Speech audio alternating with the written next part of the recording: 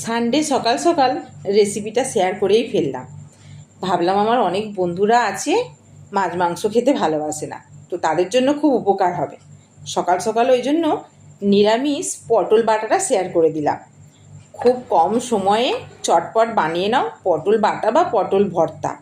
মাছ মাংস ফেলে খেতে হবে, করে তো দেখো। তো কী কী নিলাম দেখতেই পেলে। পটলটা দানা বের করে ভালো করে সরু সরু করে কেটে নিয়েছি, তারপর মিক্সিতে পেস্ট করে নিলাম।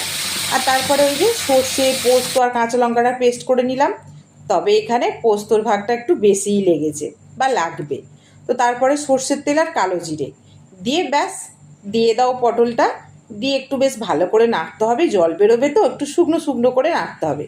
তো তারপরে ওতে সর্ষে, পোস্ত আর লঙ্কা বাটাটা দিয়ে দাও, দিয়ে আর সামান্য লবণ আর সামান্য চিনি দিয়ে একটু নাড়তে থাকবে। ব্যাস শুকনো শুকনো একদম আমার দেখো কমপ্লিট।